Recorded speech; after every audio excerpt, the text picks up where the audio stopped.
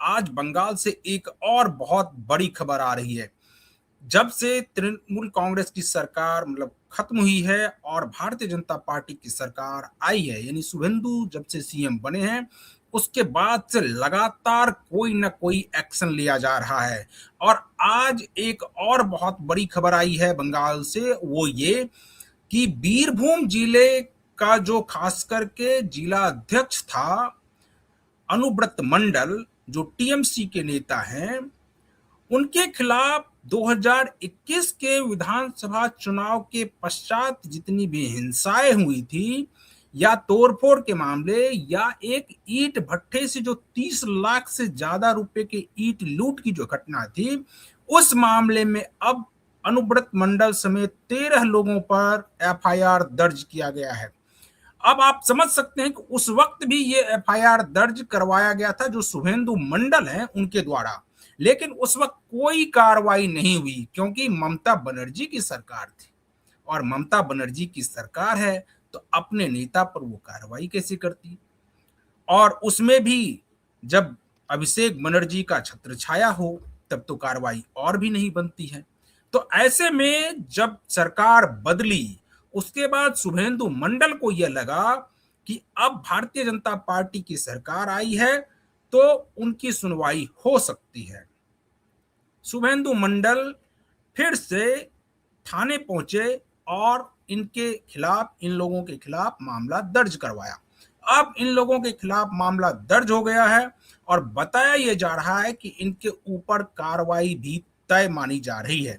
इसी सब मुद्दे पर आज हम लोग बातचीत करेंगे, और इस बातचीत में इस वक्त हमारे साथ जुड़ गए हैं वरिष्ठ पत्रकार हैं और राजनीतिक विश्लेषक हैं संजीव प्रियदर्शी। संजय जी, आपसे जानना चाहेंगे, ये जो आज की सबसे बड़ी खबर आई है कि 13 लोगों पर एक प्रकार से नामजद एफआईआर किया गया है, आपकी पहली प्रतिक्रिया चाहेंगे, उसके बाद और भी मामले हैं उस पर हम विस्तार से धीरे धीरे बात करेंगे आगे। नमस्कार प्रवीण जी, हमारे दर्शकों को भी मेरा नमस्कार। देखिए, आज न कल, कल न परसों पाप का भांडा तो फूटता ही।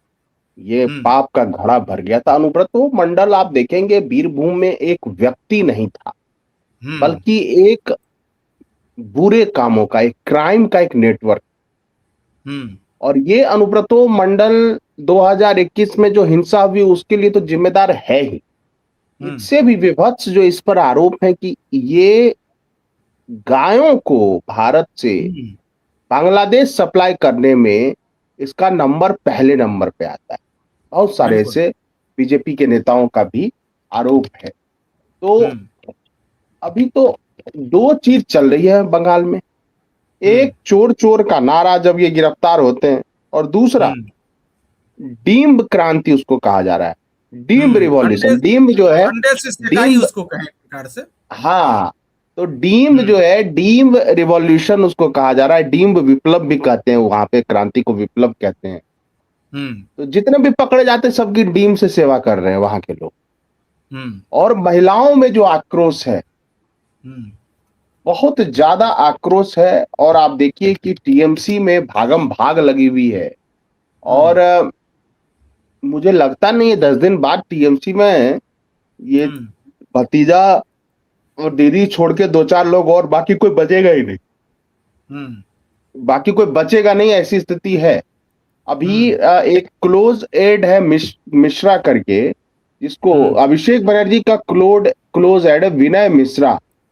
और ये भी कोयला चोरी और गाय तस्करी, गोरू तस्करी में इसको सीबीआई तलाश रही थी। ये आज बिहार से अरेस्ट हुआ है।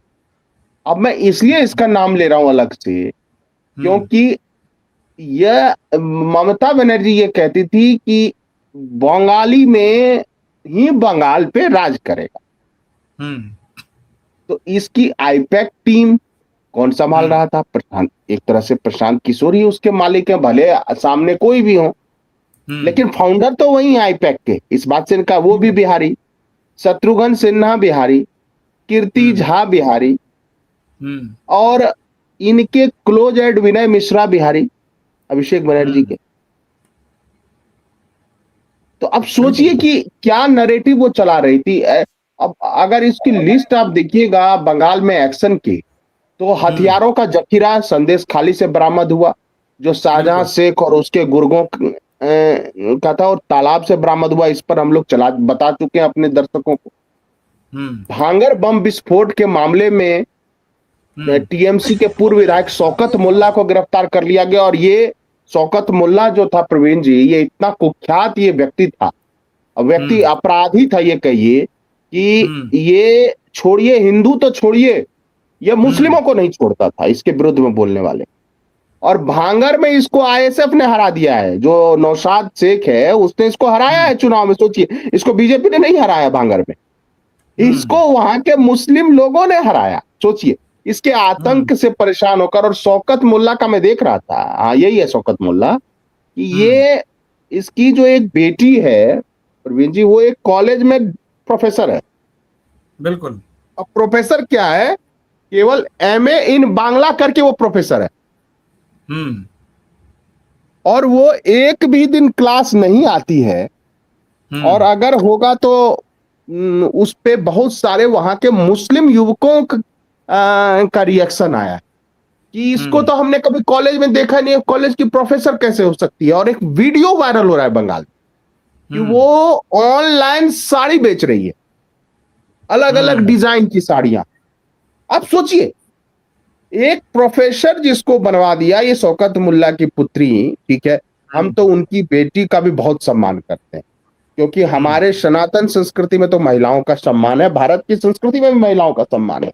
और जो हम्म। भी समझदार लोग होते हैं, चाहे वो किसी भी धर्म के हो, वो महिलाओं का हम्म। बहुत सम्मान करते हैं। इसलिए ममता बनर्जी से हो सकता है कि उनके कुछ कामों का विरोध हो, लेकिन हम लोग हम्म। हमेशा उनका सम्मान से ही नाम लेते हैं। बहुत सारे लोग बिल्कुल। उनका अपभ्रंश नाम लेते हैं, लेकिन मैंने आज तक नहीं लिया उनका अपभ्रंश पे नाम। तो शौकत हम्म। मुल्ला जी की जो सुपुत्री हैं, मैंने उनका हम्म। नाम इसलिए नहीं लिया कि उनका नाम लेना उचित नहीं होगा। वो बिल्कुल। प्रोफेसर हैं और वो साड़ी बेच रही हैं ऑनलाइन। आप सोचिए, हम्म। ऐसा कभी देखा सुना है कि किसी कॉलेज का कोई प्रोफेसर हम्म। साड़ी बेचेगा? असंभव। ये सब काम बंगाल में ही हो रहे। और हम्म। आप देखिएगा धीरे धीरे, और इतने अनगिनत केस सामने आ रहे हैं। और आज मैं एक हम्म। वीडियो देख रहा था कि एक टीएमसी के एक लोकल लीडर को पकड़ा गया, तो लोगों ने उसका आधा माथा वो कर दिया, रेजर से मूर्ति। आधा माथा साफ कर दिया, और हम्म। उसको लोग ही खींच के ले जा रहे हैं। अब ये नहीं, स्थिति आ गई, देखिए। संजय जी, हम वापस आएंगे इसी अनुव्रत मंडल पर। कहा जा रहा है कि इसके जो सबसे खासम खास मोमिन शेख हैं, उनको और उनके अलावा और जो 13 लोग हैं, इनके ऊपर बहुत सारे मामले पहले से दर्ज हैं। और जो शुभेंदु मंडल ने जो एफआईआर दर्ज करवाया है, उसके बाद तो ये कार्रवाई तय मानी जा रही है। लेकिन क्या इतने से ही काम चल जाएगा, या शुभेंदु सरकार जो अभी खास करके शुभेंदु जो सीएम शुभेंदु अधिकारी हैं, वो क्या अब पूरे बंगाल से जहां जहां भी इस प्रकार के नेक्सस हैं और इसको एक प्रकार से संगठित अपराध जो करने में माहिर इन लोगों का, उसमें एक प्रकार से महारत हासिल है, उस संगठित अपराध को क्या उस पर अब पूरी तरह से लगाम लगाने में शुभेंदु अधिकारी कामयाब होंगे क्या? बिल्कुल होंगे, और ये इरादा है उनका। क्योंकि हम्म। कल मैं उनकी स्पीच सुन रहा था, दिया तो उन्होंने ज्यादातर बंगाली भाषा में ही बोले, लेकिन एक हम्म। चंक उन्होंने हिंदी में भी बोला।